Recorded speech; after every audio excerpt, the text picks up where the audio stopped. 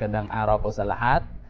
Kumusta po yung mga avid subscribers natin? So, thankful po tayo na yung araw umabot na tayo ng 1K subscribers. So, salamat po sa lahat ng tumangkilik sa ating channel, sa mga subscribers at followers.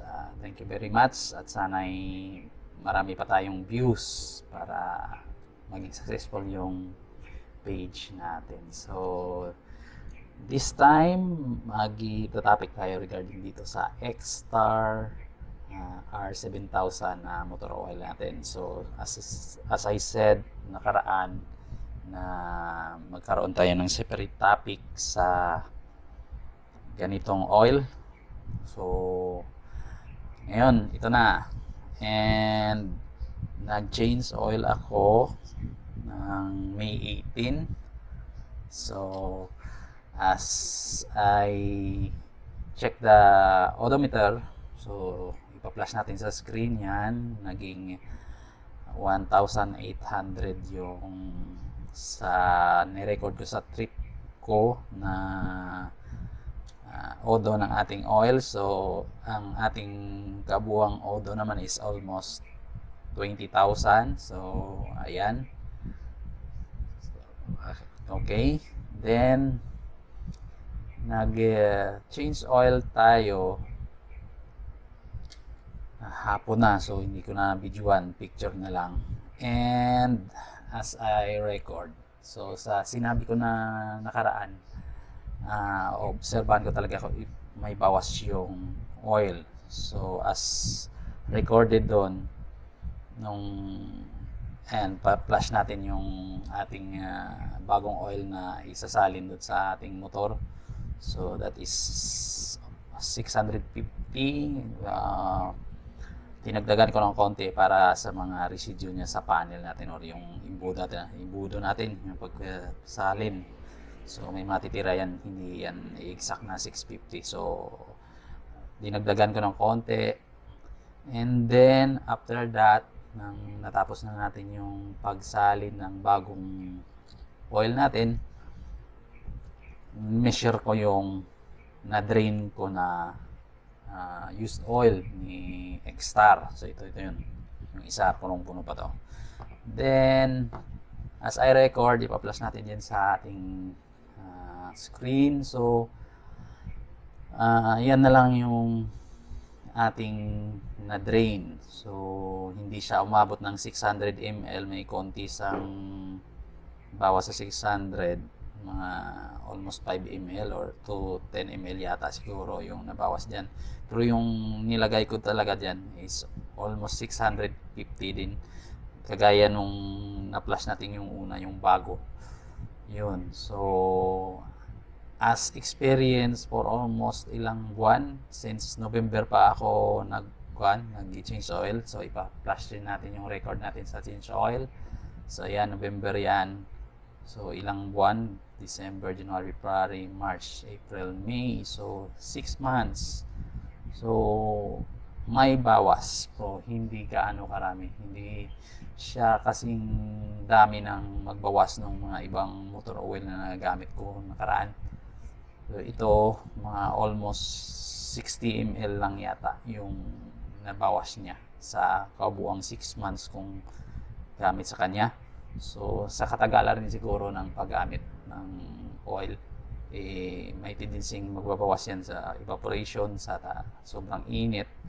Pero, siguro kapag dumating lang yan mga 3 months siguro or 2 months na gamit mo within 1/8 na takbo, hindi ganyan kadami yung ibabawas ng oil. So, good pa rin as experience na mabuti na i-document natin yung ganyang motor oil. So, masasabi ko, sulit na sulit pa rin regarding sa performance, sa presyo, value for the money. Ito pa rin sa akin, para sa akin, ito at saka yung Shell na EX7 yung magandang gamitin. So far, ito yung naging stable ko na oil. This is also MB. Ayan, 10W40 semi-synthetic. Ayan. So, ano pa? Maliban dyan, palitin na tayo ng ating air filter. So during mag-change oil ako, pumapalit ng air filter. So ayan, may spare akong dalawa dito. Yung isa andun na nakabit ko.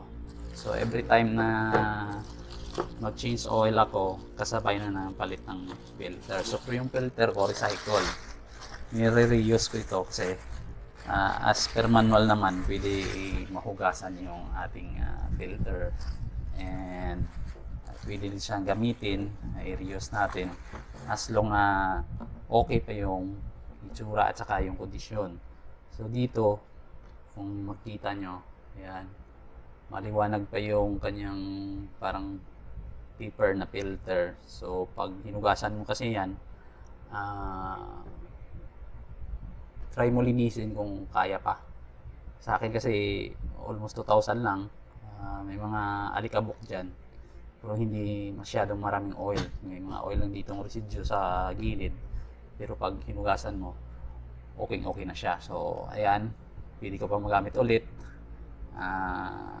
Anong hinugas? Sabon lang, detergent bar, pwede na rin yung mga bleach. Okay, so ayan, pwede na ikabit dito ulit. As per use dito, tatlo sila. So baka by the next kung change oil, bibili ako ng bago at saka titingnan kung ano ditong pinakaluma. So yun na lang i-dispose natin. So far itong dalawa okay pa naman, as well yung kinabit ko. So pwede pa mang linisin.